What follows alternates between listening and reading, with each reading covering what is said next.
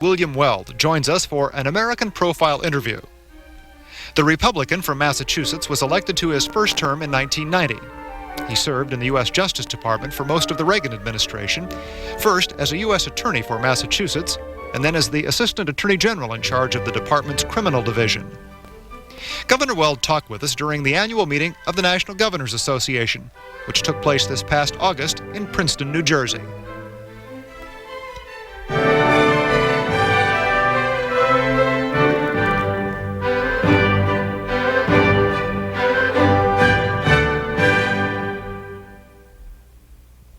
Governor William Weld of Massachusetts, if you look back in your life, when was the first time you ever thought about the idea of public service? That's hard to say. My father was involved in politics in a small way in Suffolk County, New York, where I was brought up, and I used to go around to political meetings with him, summer clam bakes and that sort of thing from time to time. So I certainly was introduced to politics at an early age. I think I always envisioned myself in the private sector. I was going to be a Latin teacher, and then I was going to be a lawyer, and I got sidetracked onto the public service avenue just serendipity. I clerked for a judge. That was my first experience in the public sector, and I was offered a job in Washington working in the Watergate case, and that was a very heady brew, and I drank that brew. Which judge did you clerk for? I clerked for the state Supreme Court in Massachusetts, a judge named M.I. Cutter, who was still around charging hard at age 89, 25 years later. Now, your dad was what kind of a politician? Elected official? No, he was involved in Republican Party politics, sort of a backroom boss type in eastern Long Island. He was not elected, but he was a party organizer, activist. Hospital, July 31st, 1945. What took your parents to New York City? Well, we lived in Long Island, and I guess they had their kids in town. What was it like growing up on Long Island? We were a farm family. It was a big farm out in potato country. We grew all our own vegetables. My favorite memory is sneaking out to the chicken coop in the morning while it was still cold and reaching in there to see if the chickens had been productive the previous night. We had horses, cows, a goat, pigs. So it was a very rural experience. We had a big pond on the property, and I used to go out in the boat fishing and just stay all day out there. We did a lot of duck hunting on the pond. We were right on the flyway from Canada, so you'd get the yellow legs, the Canadian black ducks coming down, the broadbill. It was like growing up in the middle of no place. How many brothers and sisters? We were a family of 6, my parents plus 3 boys, 1 girl. I'm the youngest of 4. I have a very long boarding house reach at the dinner table because if you weren't quick in my family, you wouldn't have anything left on your plate. You had to be smart, too. If the phone rang during dinner and it was, "Billy, it's for you," and you went to answer it, you'd come back and your strawberry shortcake wouldn't be there after you got there and realized that there was no one on the other end of the phone. So it was, where food was concerned, it was quite a competitive family. How long did you live on the farm? We lived there about 20 years. It got taken by the county by eminent domain when I was 20 and made into a park, and it still is a park, and they're just, I read in Newsday, the Long Island newspaper recently, they're refurbishing the house so people can come in and enjoy it, which makes me feel great. The farm had what impact on you? Well, I've often wondered about that.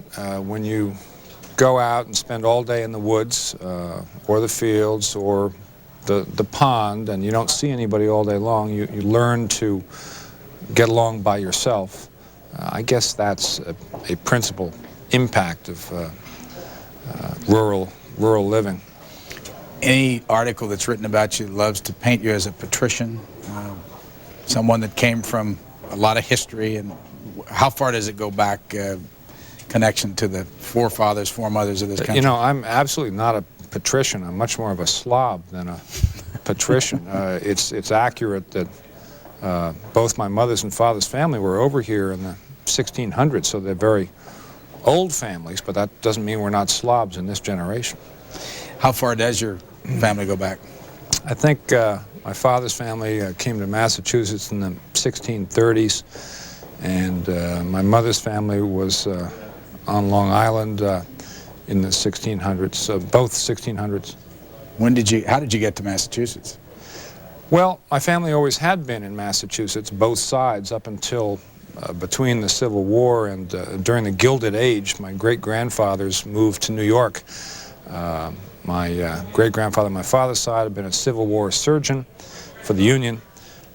My grandfather on my mother's side became curator of fishes at the Museum of Natural History in New York City, and he was a biologist, ornithologist, ichthyologist, and those strains run very strong in our family right down to the current generation. Tremendous interest in fish and in birds. My oldest brother has a life list of bird species that he's seen, which is very, very long.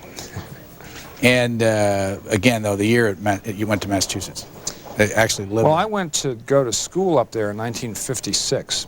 I went to a boarding school up there for 6 years, and I went to college up there, law school, never really left. So 56 is the year that I went. And the boarding school was? Middlesex School in Concord, Mass. How long did you go there? 6 years. What was that like?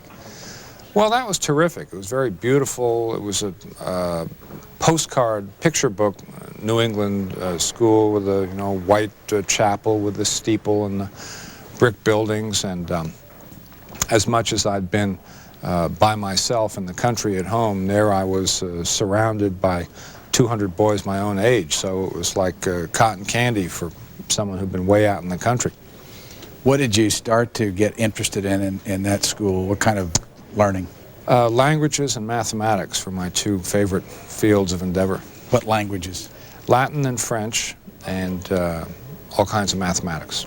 Why did you get interested in Latin and French? What was it about those two languages that got your attention? Well, I have kind of a not very wide-ranging intelligence. Latin, like mathematics, is a field you can master. You can get feedback on whether you're on top of the field or not. I like the precision. I liked some of the finer points of the language, too. What about French? Love the French language. I like languages. I went on to learn German as well later, and much later Spanish. Also took several years of Greek at college. So most of the Western languages I can read or speak. My wife, however, can read and speak not only the Western languages, but Chinese and Japanese and Arabic and a little Russian as well. So I don't boast too much around the house about my prowess in languages. The classics. Did you, obviously you're interested in the classics. Did you start that at Middlesex? Yeah, I started Latin in 7th grade and really fell in love with it. And how much have you kept up with it? I can still read a page of Latin if you put it in front of me. When I was at college, I took courses in translation of English into Latin, and indeed even into Latin verse. And we had to be able to translate into different meters, the different forms of scansion in Latin poetry. And my senior thesis concerned the meaning of 2 lines of elegiac poetry in the Latin poet Propertius. Incomparably useless information, like angels on the head of a pin. I was the prototypical Catullin scholar, in Yeats's phrase, delving into useless information. But it was fun. I enjoyed it, and at least it didn't ruin any useful body of knowledge for me. If it's true, as I sometimes think, that you don't enjoy in retrospect what you were made to read in high school or in college, then no modern-day field of knowledge was sullied for me. And right now I enjoy very much reading fiction, reading history, because I never had to in school. Your mom and dad, either one of them readers? Well, I think everybody in my family was a pretty good reader. Yeah, we all read all the classics, not only of Latin and Greek, but of English, French and German traditions as well. If you have My father's field had been French at college. if you have free time to read now, what would you more than likely pick up? Probably early Americana, political biographies, certain amount of modern fiction. I'm not above in an airport bookstore buying a Penguin paperback of some work of literature, fiction that I've already read. My favorite author in this century is the Russian Vladimir Nabokov, who has, like the Latin poets I studied in college, he has a lot of wordplay, just a very brilliant writer. I like the ones that dwell on language. I probably had greater enjoyment in college reading Fitzgerald than reading Hemingway. Biographies, what are some of the better ones? Maybe more recent. Well, ones that I've read recently, there's a fellow named Rick Smith who wrote biographies of Tom Dewey and Herbert Hoover. The author is a guy with a lot of political incisiveness, so I enjoy those biographies for that reason. But I've read about every biography of major American political figures. My favorite historical period in the United States for political analysis is probably the period between the Civil War and 1900. Americans don't know much about the period when Benjamin Harrison was president, the Gilded Age, the Hayes-Tilden election. The country was wide open and exploding. The relationship between government and business, the individual was unformed. It was a real frontier in governmental terms. And the frontier out west was just being, put to bed. I like that period. I like the period around the adoption of the Constitution and the Revolution, when it was another frontier in political terms, a step into the unknown, if you will. And I enjoy speculating now about whether we're, because of the shrinking of the world in economic terms and maybe political too, you look at what's happening in Europe or what they're trying to do there, are we on the brink of the unknown again now? That's why I think the politics of the next couple of decades will be very interesting. Your favorite politician or political figure during the constitutional period? Jefferson, Madison. In my early years, I was led to believe that I enjoyed, that I was a partisan of Alexander Hamilton, I guess, because he was supposed to be conservative or something. But in retrospect, I don't go for that statist, institutional bias of his at all. I like the ideas of Jefferson. My favorite American political writers and thinkers would be Jefferson, Lincoln. Teddy Roosevelt was pretty good too. I have a conflict of interest there because he's my wife's great-grandfather, but he was a pretty good kettle of fish. Now, as you govern the state of Massachusetts, or as you think about politics, is there one book or one historical figure that you would go and grab off that shelf to give you guidance? No, not really. I don't imitate directly. The guy whose picture I've got hanging in my office is James Michael Curley, who was a legendary semi-rogue in Massachusetts politics. He was once elected mayor of the city of Boston while in federal prison for a mail fraud conviction that I think was kind of a trumped-up job. But he was my opposite in terms of political style, very sort of swashbuckling. But maybe that's opposites attract, I don't know. Or maybe I just want him to suffer the tortures of having to see me in his old office every day. I don't really know what it is. But there's nobody that I set out and say, I want to be just like X. Go back to the Middlesex, schooling was ended at what year? 56 to 62. It was 7th grade to 12th grade. Then what'd you do? I went to Harvard College for 4 years, and then I went to school over in England, where I switched from Latin and Greek to economics. Was the Harvard College decision easy? I guess it was. I almost didn't get in. I had a disastrous interview, and the headmaster at Middlesex was later informed that they weren't sure I had what it took to do the work at Harvard. But he said, no, no, ridiculous, relax. I would have gone to Williams, I think, if I'd not gotten into Harvard. But I was very foggy at that age. I was only 16, so I didn't know what I was or wasn't getting into. And I was a young 16 when I graduated. Harvard did what for you? Well, a lot more friends, certainly intellectual opening up. My roommate and I were in Adams' house, which was probably the most sort of intellectual of the houses, the least straightforward, the one where there was probably the most coffee drunk around the dining room table, the most discussion of Nabokov and comparative literature and that sort of thing. It was a Which Adams, by the way? John and Sam, I assume. We, some of the people in my house sitting around the table decided to invent an imaginary Danish philosopher called Nicholas Capus. And they would then, when they were taking examinations in philosophy or history, whatever, they would write down, well, as the famous Danish philosopher Nicholas Capus has said, these two currents of history are united by a theme, blah, blah, blah. And none of them was ever called on it. No teachers ever said, what do you mean? There's no such person as Nicholas Capus. Did you ever do that? Well, would I admit to that on television? I wasn't born yesterday. You mean... I just happened to remember this prank that these other people engaged in. You mean that no one ever caught any of you doing that? No one ever did. No one ever caught any of them. They were a very brainy group.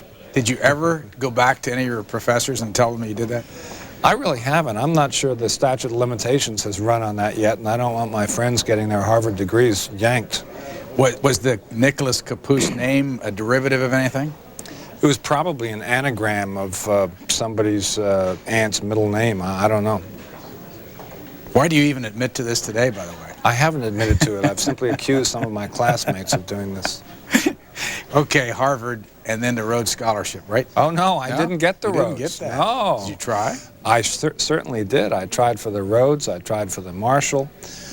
As I say, I was a little foggy, a little naive, even at 20, which is how old I was when I was leaving college. And I remember going in for the interview for the Marshall Scholarship.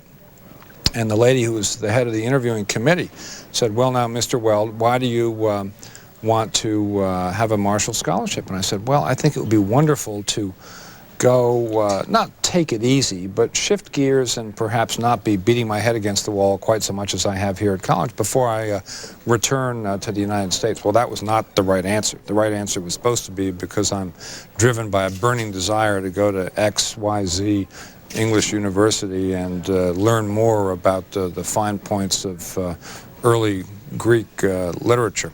So I was out of there in about 5 minutes. And I didn't get the Rhodes either. It was not a very forceful interview, I don't think. By the way, what is a Rhodes? It's a scholarship that's given under the will of Cecil Rhodes, who was a British industrial baron of great wealth of the last century, made his fortune in Rhodesia, in Africa. And it's given to well-rounded people graduating from college to go study anywhere in the British Commonwealth for a couple of years with a hefty stipend. In my era, it was males only. Now it's males and females. It also used to have a hefty component of athletic prowess as a condition for getting it. That has gone by the wayside a little bit. Now it's well-rounded, and if you're active in civic affairs, that can take the place of the athletic prowess, I think, to some degree. You did go to Oxford, though. I went anyway with 10 of my classmates who did get Rhodes Scholarships, including a number of those who used to sit around the Adams House dining room table. So we continued our discussions. Okay, what was that all about? What college did you go to? I chose the oldest college because I like things that are old, as we've already established. University College established by Alfred the Great around the year 1200. Do you know how many colleges there are at Oxford altogether? My impression is about 20, 25. What impact did Oxford have on you? I would say I was a failure over there. I got soft. I spent all my time hanging out with a bunch of Pakistanis and Indians, subcontinentals, who were also students there. I'll tell you a funny story. Every afternoon in spring term, we used to go into this garden and spread out a Hudson's Bay blanket and sit down and eat Kit Kat chocolate bars, drink British lager, and play poker. The next year I went back to visit the college, and I made to move into this garden, and a couple of the groundskeepers stopped me and said, "You can't go in there." I said, "What do you mean I can't go in there?" Every afternoon last spring, I used to sit here with Salim Vahidi, Salim Raza, Nikki Ranganathan, and and we would play poker all afternoon.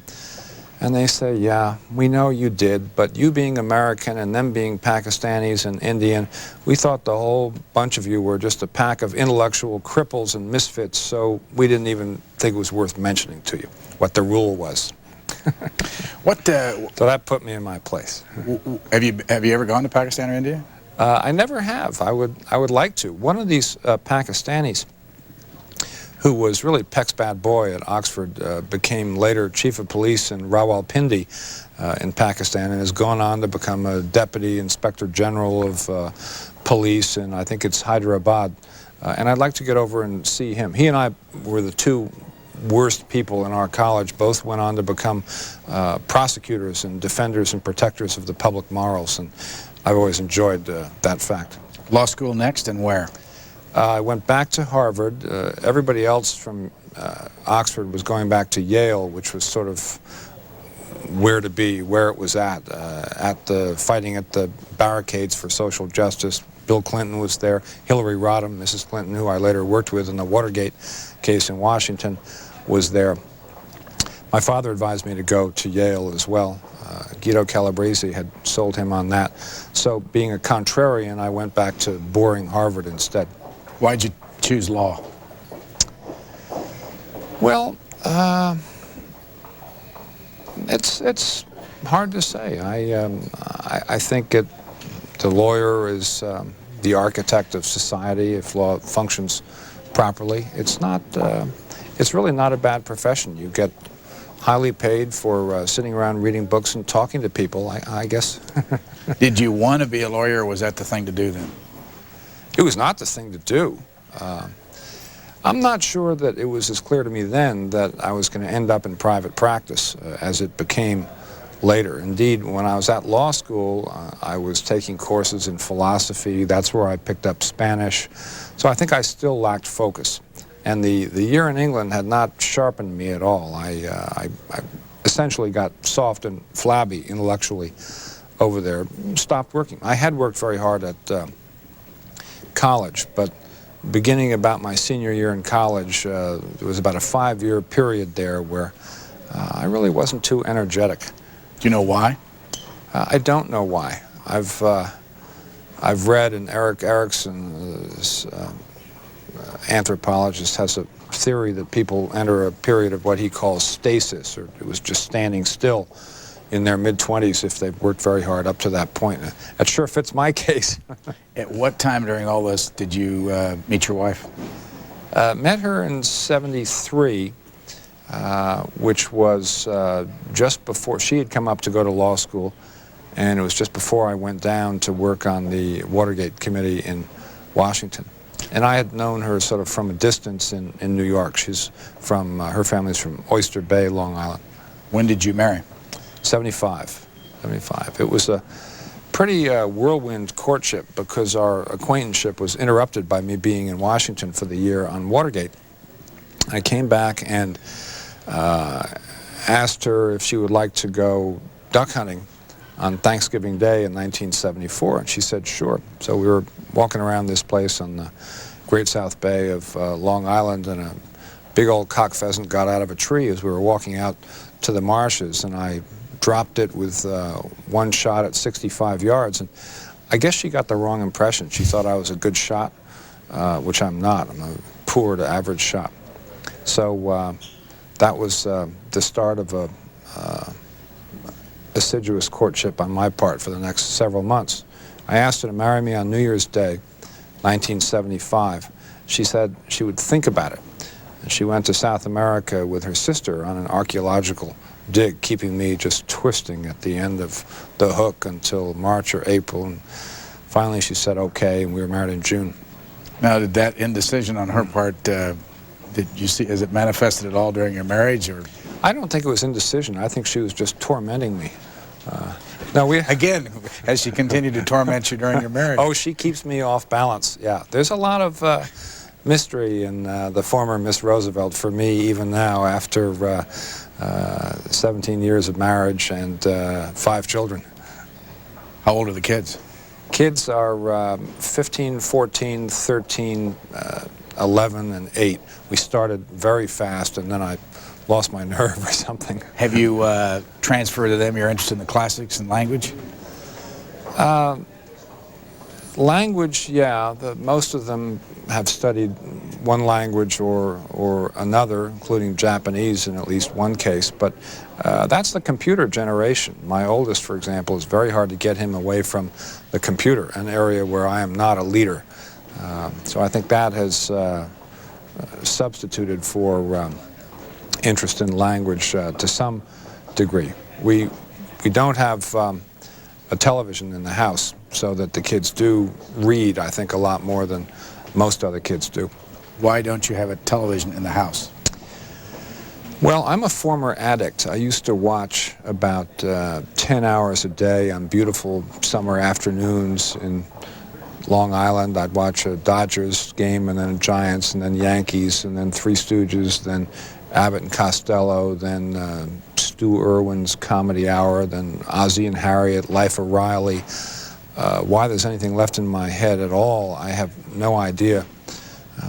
But I think my wife and I both would rather have the kids reading than watching TV. Our neighbors do have TVs, and they're permitted to watch at neighbors' houses, so they do a fair amount of that. It's not like they never see anything. How long has your home been without a television? At least a decade.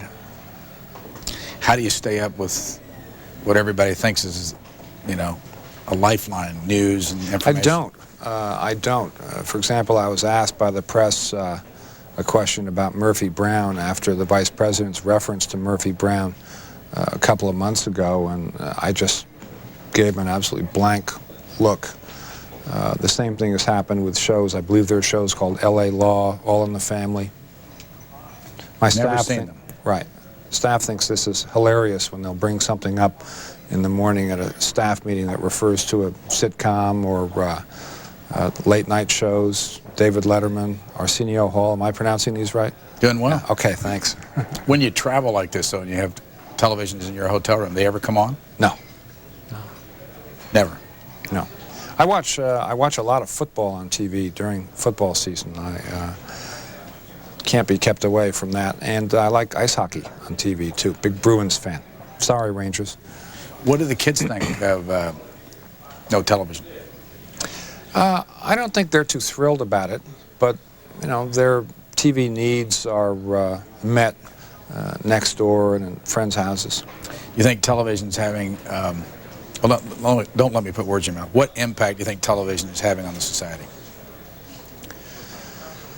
Well, you know, I survived being a 10-hour-a-day addict without having the entire inside of my head turned to oatmeal, so I suppose I shouldn't be too tough on it. But if I am picking up the kids or in a neighbor's house and I see shows that are on now, they don't seem to be really filled with punch and wallop to my current eye.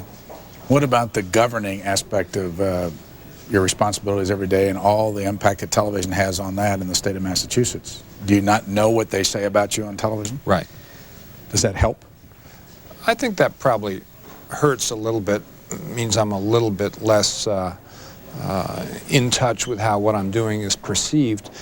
But I'll tell you, I think you can overdo following the media and reacting to it. I mean, politicians who come in the office and read the newspapers every day and have to be scraped off the ceiling after they finish reading 8 critical accounts of what they've done, that uses up a lot of their energy. And I suppose if you followed yourself on TV as well, that would use up even more energy. I will say that I think in covering politics and government, TV is a very straight, truthful medium because there's no editing. You're right there. So in that sense, I may even have a slight preference for TV coverage of a speech or current events as opposed to newspaper coverage. But I'm a voracious newspaper reader, for whatever it's worth. What about radio? I like radio a lot. My only aversion is to the sound of the human voice on radio other than in a song. So I've got my car radio programmed to 5 stations, and just so long as the music keeps on, I'm an avid listener. And as soon as the DJ's voice hits, I exercise my First Amendment rights to change the channel. Do you get, maybe you don't even know, but do you get feedback, negative comments made about you in Massachusetts by either the radio announcers or the television people because they know you're not involved in listening to what they do? Well, I don't know that they know it. I think I'm making news with you here now. Radio talk shows was my preferred medium when I was running for governor in 1990, and I've gotten to like TV talk shows too. I do them whenever I can. I guess for the reason I state, there's nothing between you and the viewer. Nobody's editing you out. Yeah, the staff will tell me that the talk shows are really burning up the wires, lambasting you on this, or sometimes the talk shows are lambasting the other guys on this. So I'm aware of what the talk show coverage is, and I get it both ways, pro and con. You know that you're often called laid back or even dispassionate. I have heard that. Does that have anything to do with the fact that your mind isn't full of all this tension that's created in television? That may be. I don't think that's all bad, incidentally. I didn't say it was. I just when you see yourself portrayed as laid back, does that fit you? Are you really laid back? Yeah, I think in terms of not running around all the time frantically trying to get something done, it's true. I am laid back in that sense. I think that really spares your mental energies so you can concentrate on trying to make the right decisions on. There's enough clutter in terms of the incoming informational traffic so that, you know, as much as you can pare away, I think it's probably a good idea to do so. What's your day like? I get up between 4:30 and 6:30, depending on the season of the year. If it's summer, I may run around Fresh Pond in Cambridge, Mass., which is where I now live. Beautiful place to run, puts the smell of fresh water in your nostrils, which is the smell I grew up with, and get to the office 8:30, 8:45, start out with a staff meeting, have 10 people sitting around a table, another 15 people backbenching, and just talk about what's likely to come up that day, that week, that month, try and play offense, try and map what we're going to do. What do we do this week? What do we do this month? What is the legislature likely to respond with? What else is new? By the way, I read this in the paper. Is this true? Get me a copy of that article. That's the flavor of the discussion at the morning staff meeting. What's the best time of the day for you? I'd say probably 8 to 10 a.m. and 4 to 6 p.m. My mind clears again late afternoon. Now maybe that's just because the time between those two periods is likely to be more chock-a-block with meetings. I do need time to reflect. If I have a 15-meeting day where I'm just running from one meeting to the other, that's not a day when I'm going to make a very good policy decision about whether to try to turn the state in a certain direction or not. So I ask the scheduling people to try to get me blocks of time which are not filled with meetings. As you well know, recently Chris Lydon, former New York Times reporter, currently on public television in Boston, did a profile on you in the New York Times. And he named a number of books that you've read that have had an impact in your life. First, let me start before I ask you about the books. Is it fair to call you a libertarian? Yes, I do think that's fair. What does that mean? Well, it means I think that the individual should be left alone to live his or her life as he or she sees fit to the maximum extent possible. Left alone by government and by other individuals. The books were Gideon's Trumpet by Tony Lewis in the New York Times. He's a Bostonian. I gather. I loved that book. I loved that book. That Why? played a major role. It was just so exciting. That was the Sixth Amendment right to counsel case that Abe Fortas took for free for Clarence Earl Gideon, who was a former Florida pool hall hustler. Now, enjoying the game of pool as I do, perhaps I identified with the convict in that case. But it was a very exciting book about what the law can do. The Other America by Michael Harrington, who later became head of the Socialist Party in the United States, was a book about what government can do. Both of those... Friedrich Hayek? Friedrich Hayek was a book about what government perhaps should not do. Now, all these books, I mean, you can, if you pick a liberal or pick a conservative, I mean, we've done 3 or 4 books here on book notes in the last couple of months. I think Bob Bartley's book from the Wall Street Journal, and Bob Tyrrell from the American Spectator, and maybe even Jeff Bell, who wrote the Elitism and Populism book. They all mentioned Friedrich Hayek as one of their heroes. Why is his name why does it keep popping up? Who was he? Oh, I think he was a reasonably deep thinker about the dangers of having government get into too many nooks and crannies. I think he thought of himself as a very compassionate guy. He wasn't a Luddite, a leveler, a know-nothing, to use the parlance of the 1840s. He was a wonderful man, but very much preoccupied with the dangers of having government take over too much for us of our daily lives. And I think there's good reason to have that concern when you look at the degree of social welfare statism that has occurred in the 20th century in particular. We've got a lot of other things, ground to cover. You went from Harvard Law School, you did your clerkship with the judge, and then you went to Washington? No, I went to a law firm in Boston for essentially 10 years, interrupted twice, once for 9 or 10 months when I worked on Watergate, and once 4 years later when I ran for state attorney general and lost by 1.1 million votes, thereby setting a record for losing that endures to this very day. But you only won 2 communities out of 300 something? Yeah. Did that hurt, by the way? It didn't. Maybe one reason it didn't hurt was I never got close, but I was still foggy. You know, I was enjoying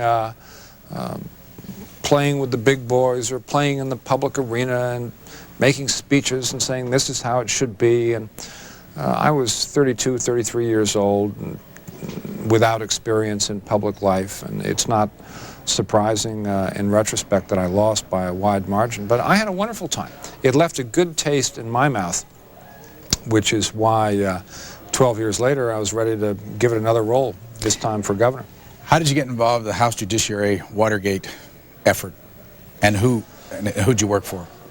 A friend of mine who was a Republican legislator, former legislator, called me up and said that Tom Railsback of Illinois was looking for somebody, a Republican, to join the Judiciary Committee staff. And I said, no, I can't do that. I've got to stay here and stick this out and become partner in my law firm. And I hung up the phone, thought for about 2 seconds, called the guy back and said, that might be kind of interesting. So I went down there. I was one of the first people to be hired by that staff. It was John Doerr and Burt Jenner. John Doerr had been head of civil rights under Bobby Kennedy. They're both Eisenhower and Kennedy. Burt Jenner was a super lawyer from Chicago, and they put together a unified staff to do the legal work for the House Judiciary Committee in the Watergate case. And I think I was one of the first 4 people there. Another one of the first 4 people there was Hillary Rodham. Who is? Mrs. Bill Clinton. Which side did she work for? She was on the Democratic side. She had, I would say that she loomed larger in the work of the staff than I did. She had done very, very well at Yale Law School and was something of a comer, a rising star. And I had sort of stumbled through law school, and it was no great shakes. You remember that 5-year period of stasis that I referred to? I was just beginning to shake off my torpor. Did you get to know her at all? Yeah, yeah. What do you think? I mean, are you surprised to see her where she is today? Oh, no, not at all. Not at all. No, she was very able. Doerr thought the world of her. She's clearly very, very intelligent, very good lawyer. Out of that experience, you were going to say something? Out of that experience, what did you come away with thinking about Richard Nixon? Well, I think today he's a fascinating guy. I lived and breathed that case for 9-10 months. I suppose it's still shaking out. I was involved more on the legal side than on the nuts and bolts Watergate conspiracy side. My first assignment was from Dorr. Please do a memo on what constitutes an impeachable offense. Tuesday would be handy if you could have it by then. So I, looked into the history over the weekend and couldn't find rhyme or reason, couldn't find any authority, read all the precedents and canons, precedents of the House of Representatives, precedents of the Senate. Couldn't figure it out, couldn't get a handle on the assignment, thought I was stupid. And we were all amused. Jerry Ford, later President of the United States, had a go at impeaching Bill Douglas off the Supreme Court back in 1971. He had been asked, what's an impeachable offense? He said it's whatever a majority of the House and 2/3 of the Senate says it is.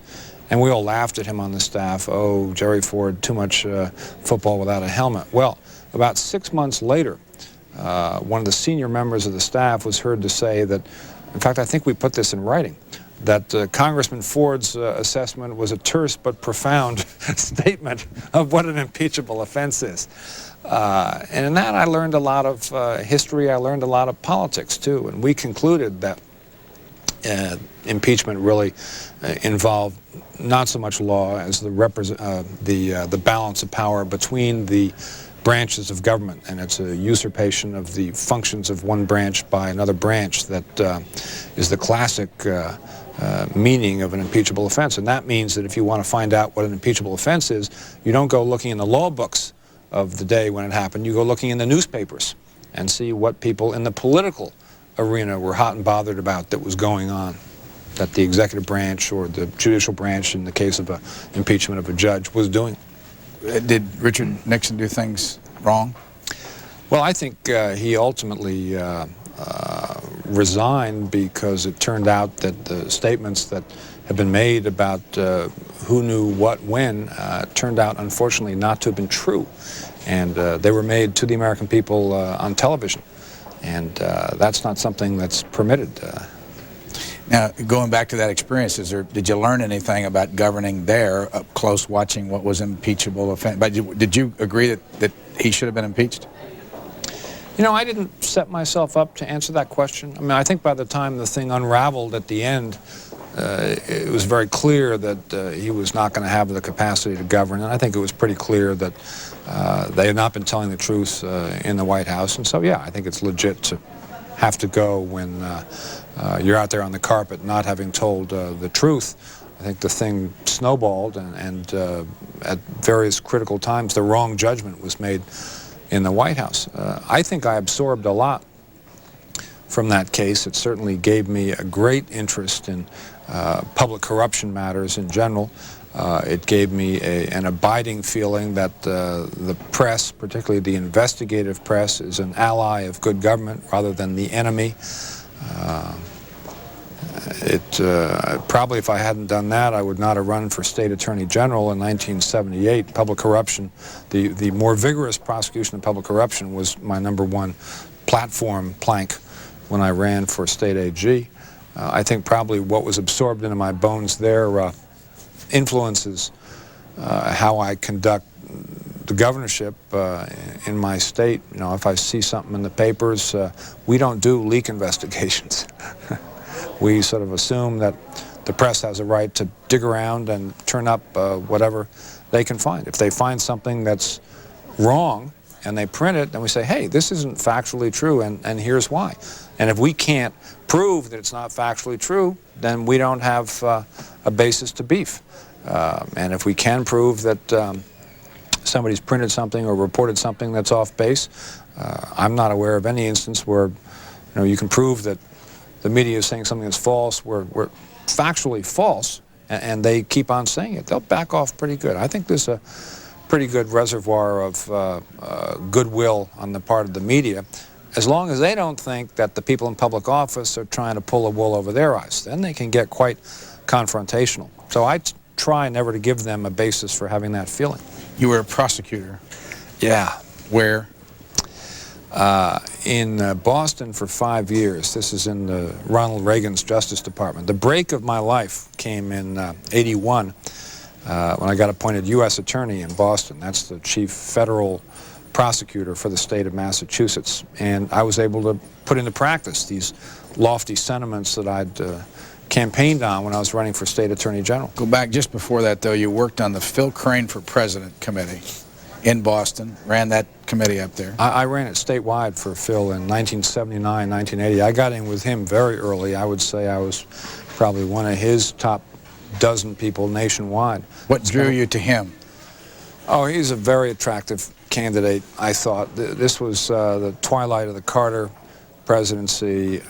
Phil Crane was filled with the energy of the necessity to get the domestic economy rolling again. It's the kind of energy that Jack Kemp has displayed over the years. I find it very appealing in a political figure. I was much influenced by an article by Scammon and Wattenberg in the New York Times Magazine during probably 1979, called America in Retreat. It just seemed to me we were in the wrong place foreign policy-wise, too. And Crane was the opposite of Carter on foreign policy. Now, turns out there are some areas, social policies and environmental, where I probably would cast different votes than Phil Crane. But I got to know him awful well in '79 and had a wonderful time with that. That was my first exposure to national politics. You just mentioned the New York Times Magazine. I want to bring it up because the recent profile on you mentioned the fact that, I'm jumping way ahead here, but I want to get this in before this thing's over. They're talking about you all over the newspapers about running for president someday. What is your reaction when you read that? My reaction is I'm going to have a tough fight for re-election on my hands in 1994. Tough and maybe even problematic. So if I can't get re-elected, I don't think, and then it's just a question of what horse I would pick to help in '96. I do plan to pick a horse on the Republican side and try and help shape the party a little bit. I'm somewhat more libertarian, quite a lot more libertarian on social issues than most people in the National Party right now, and I'd like to keep trying to give it a little bit of a nudge. I'm very, very conservative on crime and fiscal policy, so I'd like trying to make sure we keep the faith there too. But what about the whole thing that starts? Once it starts, and once they say may run for president someday, he's being talked about for president. What does that do to your? You don't watch television, and that's why I ask you, what does it do to your head when you see that though in print? You do read newspapers. It doesn't do anything. I don't know. You don't start thinking about it? My wife might say I need a new hat size, but I'd refer that question to to her. She laughs when she sees that stuff.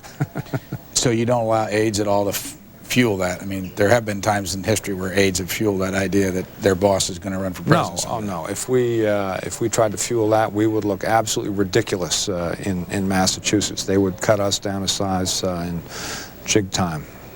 Can you see yourself ever in that job? I really don't look that far ahead.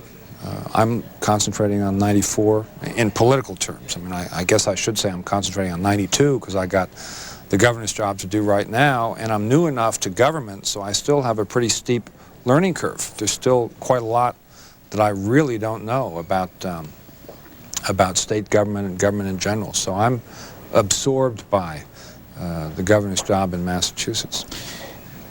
You became an assistant attorney general, criminal division. What year? '86, I went down to Washington and took that sub-cabinet job, essentially being in charge of all criminal cases in the country and in the world for the U.S. Justice Department. How old were you then? 41. Was that the right age to do something like that? Oh, yeah. Oh, yeah. Prosecution is a young person's job. It requires an enormous amount of energy, a certain amount of nimbleness. By then, I had shaken off the lazies, and I was working hard again, which was fortunate since I had to listen to every wiretap and in the United States and determine whether there was probable cause to put the wiretap in the judge's chambers or the restaurant or the phone booth or wherever. That was a very sensitive job and a lot of content there. What happens to you when you start to hear all the downside of American life and all the negative stories? And it makes you hate the bad guys. And when you hear the bad guys on tape, this is in a wiretap, talking to each other about how if they get caught and they go stateside into state court system in Massachusetts, they'll only get 6 months and they can do that standing on their head, makes you want to reform the Massachusetts criminal justice system, which is something that's a pet project of mine now. No, it made me just to the right of Attila the Hun on crime issues. There's a lot of walking advertisements out there for just locking him up and throwing away the key. It made me look at it much more from the point of view of the victim as opposed to from the point of view of the convict. have you thought much about the society we live in and how much that is the cause of these people acting the way they do? Yeah, I have. No, I've got quite hefty crime packages submitted to the legislature. We've got some of them through. We're able to treat violent juvenile offenders who commit assault, mayhem, murder as adults, so they don't just dance away on their 18th birthday. And I happen to know from listening to these wiretaps that people plan stuff like this. You can't touch me, I'm not 18 yet. Or they're planning what'll happen if we get caught. And they calibrate the risk of getting caught and the severity of the sentence and the likelihood of the sentence. And they know that there's sand in the gears, that there's a turnstile justice system, that unless it's a serious offense, they're going to be out on the street before the arresting officer, and they base their actions on that calculus. And I think the law has got to change, and patterns of bail and sentencing have got to change, so we influence that calculus. They're businessmen, these criminals. Do you have any sense of why they're that way in the first place, though? What's the drive? What's creating this? Greed, in many cases. What's creating greed in this country? Well, I think that's perhaps a natural phenomenon. The other thing is, in some of the violent offenses, it isn't greed.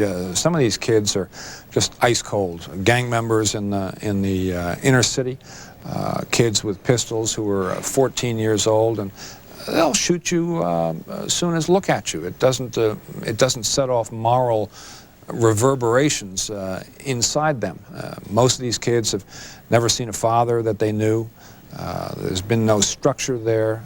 So I think, obviously, we got to try to support whatever family structures there are, whether they're the traditional Ozzie and Harriet nuclear family or whether there are other forms of less pure, maybe extended family. I think we've got to try to help the church to add structure. I think if the government is visible there as a force that involves some sort of obedience to structure, to discipline, that's helpful too in the community. Are you very religious? I keep it to myself. I have been heard to say that the outdoors is my cathedral, but I don't want to go too far down that path because some people don't like the sound of that. In other words, that's enough questions on that. I'll move on to the next subject. I can remember seeing on television you and your cohort at the Justice Department getting into a car after resigning. You know, the press was covering it, the media was out there and all this kind of stuff, and there was a big to-do over this. Ed Meese was the Attorney General. Why did you do that? And how did it, and you went to the President? Did you go all the way to the President saying things were wrong? Yeah. That was a relatively easy decision for me at the time. I was head of the criminal division. I was in charge of all these public corruption cases. Ed Meese had a friend who I thought used him very much ill, got him involved in stuff he shouldn't have been involved in, got him, in my view, over the line of what Bob Wallach got Ed Meese over the line of what was permissible. This is my view, subsequently not concurred in by a special prosecutor who was appointed to investigate various things involving Ed Meese. But I just thought I was in an impossible, untenable position where my continued presence in the Justice Department was being used to say, hey, if you say these problems of Meese are so serious on the public integrity scale, how come your fair-haired young man there, Weld, is still sticking around? I thought I had to get out of there. Did you go to Ronald Reagan in person? Afterwards, yeah. What did you tell him? I said I thought it was over the line, technically. The other guy who resigned with me, Arnie Burns, who was the #2 man in the department, emphasized the fact that morale in the department was in chaos. The department was in chaos because Arnie was essentially the chief operating officer of the department, and I was the green eyeshade legal beagle. I said, oh, this is over the line, this statute has been violated, that statute has been violated. Is that meeting with Ronald Reagan memorable? It was memorable to me. The Vice President, George Bush, was also there at his request. Howard Baker was there, who I've been talking with for weeks. It was the Chief of Staff at that point about the problem, was there. President Reagan paying attention to you? Well, I think he paid more attention to Arnie Burns than to me. I think my presentation was a little bit dry. And out of that, you went where?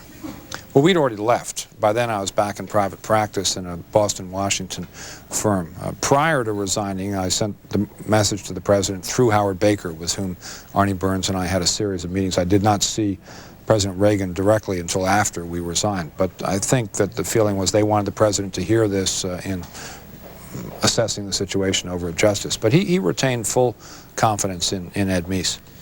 Any lessons learned about the President and aides from that experience? And President and aides that work for him, close friends, having the Attorney General be somebody that's been with you for years, is that a dangerous precedent? Oh, I think so, yeah. We testified before Senate Judiciary on this, and Paul Simon asked me, you know, what's your #1 qualification in an Attorney General? And I said, not loyalty. Or today they would say, loyalty not. Biggest surprise. By the way, you said that reminded me of Wayne's World. Did you go see, do you see movies? Yes. You will go to movies? Yep. How come movies and no television? I don't know. No ads. I don't know. Did you We see enjoyed Wayne's the World? big screen. Or No, the I kids talk that way? did not. Kids have seen it. Almost out of time. The governor's ship. What's the biggest surprise about being the governor of the state of Massachusetts? My biggest surprise, which is not of general interest, is how much I enjoy working with the legislature. We have a wonderful time. Why? Your Democratic opponents are your friends? Well, I don't know that they're my friends, but it's fun working with people on the other side of the aisle to try to solve problems and get things done. And as long as people don't have their ego enter the room before they do, I think that's possible. It's a refreshing contrast to what I have seen in my 2 stints in Washington, where people in the executive and the legislative branches tend to get at each other's throats, and often needlessly, I think. What's the secret? I don't know what the secret is. I guess it's just to have legislators with good personalities. But you must be doing, what do you do special to stay close to them or talk to them? Or? We have institutionalized meetings every Monday, sort of like our daily staff meetings that I have, and we say what's coming up this week, this month, and how can we be helpful? And is there anything you're particularly interested in? And then we tell them things that we're particularly interested in. Maybe it's not a lot different than trading baseball cards, but I hope that the public interest is not impaired by this process. I think, on the contrary, it's often advanced. You go down the track of, as a libertarian, of socially liberal, fiscally conservative. Right. Is there the making there of a new party, a new effort? I hope that that's the future of the mainstream Republican Party. I view all these opinions as conservative. I think being anti-government in an area like abortion, social policy, I think that's conservative because it's pro-individual in the Jeffersonian sense. I'm a strong environmentalist. I think that's an exception to the libertarian streak, but I think that's conservative, as in the root meaning of the word, conservation. Certainly on crime and on fiscal policies, my views would be considered classically conservative. I hope that's where the future of the Republican Party is going to be, and that's what I hope to be pushing when I picked my horse in 1996. Governor Weld, no more time. Thank you. Okay, thank you, Brian.